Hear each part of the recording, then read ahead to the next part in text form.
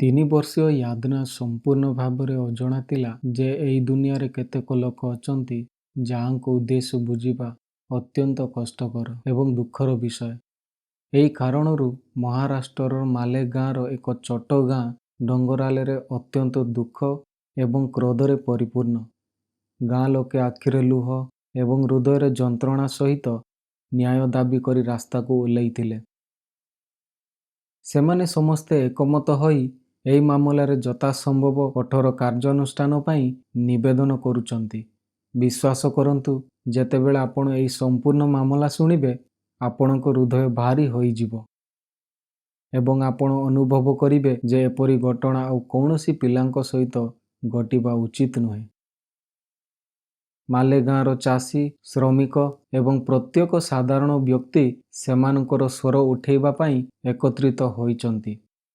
ମୁଁ ଆପଣମାନଙ୍କୁ ଏହି ଘଟଣା ବିଷୟରେ ପ୍ରସାର କରିବାକୁ ଅନୁରୋଧ କରୁଛି, କାରଣ ଏପରି କ୍ଷେତ୍ରରେ କେବଳ ଆମର ସ୍ୱର ପରିବର୍ତ୍ତନ ଆଣିପାରିବ। ଏହି ଘଟଣା ମହାରାଷ୍ଟ୍ରର ନାସିକ ଜିଲ୍ଲାର ମାଲେଗାଁ ନିକଟବର୍ତ୍ତୀ ଏକ ଛୋଟ ଗାଁ ଡୁଙ୍ଗରାଲେରେ ଘଟିଛି। ପ୍ରାୟ 2000 ଜନସଂଖ୍ୟା ବିଶିଷ୍ଟ ଏହି ଗାଁ ମୁଖ୍ୟତଃ ଚାଷୀ ଏବଂ ଦିନମଜୁରିଆ ଶ୍ରମିକ ବାସ କରନ୍ତି। ନଭେମ୍ବର 16, 2025 ସନ୍ଧ୍ୟା 3 ଘଣ୍ଟାରୁ 4 ଘଣ୍ଟା ମଧ୍ୟରେ ୟାଦନା ସବୁଦିନ ପରି ସେମାନଙ୍କର ଘର ବାହାରେ ବାରଣ୍ଡାରେ ଖେଳୁଥିଲେ। ସେହି ସମୟରେ ତାଙ୍କ ମା, ଜେଜେମା ଏବଂ ମାଉସୀ ତାଙ୍କ ସାନ ଭଉଣୀଙ୍କ ସହିତ ଘର ଭିତରେ ବ୍ୟସ୍ତ ଥିଲେ। କିଛି ସମୟ ପରେ ସେମାନେ ଅନୁଭବ କଲେ ଯେ ସେମାନେ ୟାଦନାଙ୍କୁ ବାହାରେ ଖେଳୁଥିବାର ଶୁଣି ପାରୁନାହାନ୍ତି। ସେମାନେ ଭାବିଲେ ଯେ ସେ ହୁଏତ ପଡ଼ୋଶୀ ପିଲାମାନଙ୍କ ସହିତ ଖେଳୁଛନ୍ତି, କିନ୍ତୁ ଯେତେବେଳେ ପ୍ରାୟ 35ରୁ 40 ମିନିଟ୍ ବିତିଗଲା ଏବଂ ସେ ଏପର୍ଯ୍ୟନ୍ତ ନିଖୋଜ ଥିଲେ, ଚିନ୍ତା ବଢ଼ିଗଲା। ୟାଦନାର ବାପା ତାଙ୍କ ଫଟୋଗ୍ରାଫି କାମ ପାଇଁ ବାହାରକୁ ଯାଇଥିଲେ। ପରିବାର ଏବଂ ପଡ଼ୋଶୀମାନେ ତୁରନ୍ତ ତାଙ୍କୁ ଖୋଜିବା ଆରମ୍ଭ କଲେ। ଗାଁଟି ଛୋଟ ଥିଲା, ପର୍ଯ୍ୟାପ୍ତ ଆଲୋକ ନଥିଲା ଏବଂ କୌଣସି ସ୍ଥାନରେ ସିସିଟିଭି କ୍ୟାମେରା ନଥିଲା, ଯାହାଫଳରେ ଖୋଜିବା ଆହୁରି କଷ୍ଟକର ହୋଇଯାଇଥିଲା। ସନ୍ଧ୍ୟା ପ୍ରାୟ 7ଟା ବେଳେ ଗାଁ ଲୋକେ ୟାଦନାଙ୍କୁ ତାଙ୍କ ଘରଠାରୁ ପ୍ରାୟ 300 ମିଟର ଦୂରରେ ଏକ ମୋବାଇଲ ଟାୱାର ନିକଟରେ ଖୋଜୁଥିଲେ। ସେଠାରେ ସେମାନେ ପାଆନ୍ତି ଏବଂ ସମଗ୍ର ଗାଁ ଏହି ଖବର ଶୁଣି ଆଶ୍ଚର୍ଯ୍ୟ ହୋଇଗଲା। ଘଟଣାଟି ତାଙ୍କ ଘର ନିକଟରେ ଘଟୁଥିବାରୁ ଯାହା ସନ୍ଦେହ ସୃଷ୍ଟି କଲା ଯେ ଅପରାଧୀ ସ୍ଥାନୀୟ ଲୋକ ହୋଇପାରନ୍ତି। ପୋଲିସ ତୁରନ୍ତ ଗ୍ରାମବାସୀ ଏବଂ ନିକଟରେ ରହୁଥିବା ଲୋକଙ୍କୁ ପଚରାଉଚରା ଆରମ୍ଭ କଲା। ପଡ଼ୋଶୀ ପିଲାମାନଙ୍କ ସହିତ କଥାବାର୍ତ୍ତା କରିବା ପରେ ଏକ ଗୁରୁତ୍ୱପୂର୍ଣ୍ଣ ସୁରାକ ମିଳିଲା।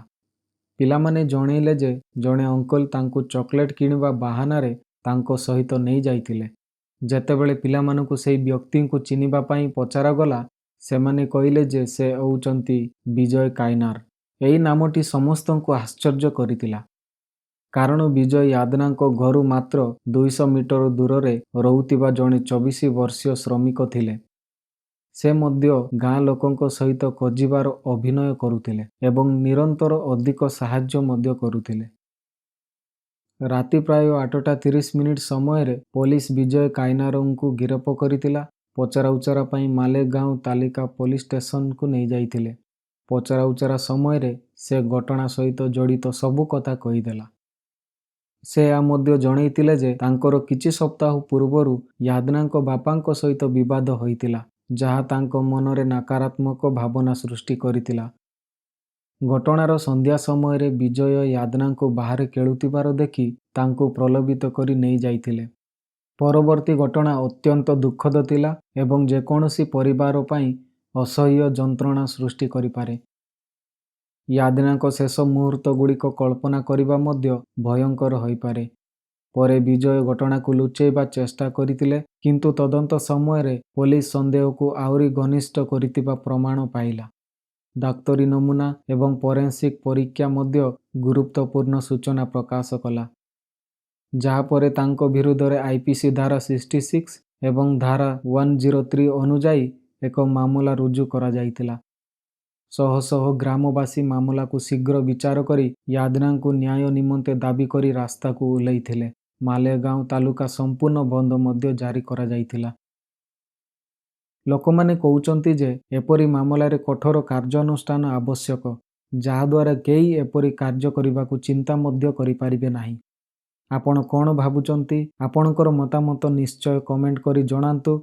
ଆମ ଚ୍ୟାନେଲକୁ ସବସ୍କ୍ରାଇବ୍ କରିବାକୁ ଭୁଲନ୍ତୁ ନାହିଁ। ଆମେ ଏକ ନୂତନ ଭିଡ଼ିଓ ସହିତ ପୁଣି ଥରେ ଦେଖା କରିବୁ। ସେ ପର୍ଯ୍ୟନ୍ତ ସତର୍କ ରୁହନ୍ତୁ ଏବଂ ସୁରକ୍ଷିତ ରୁହନ୍ତୁ।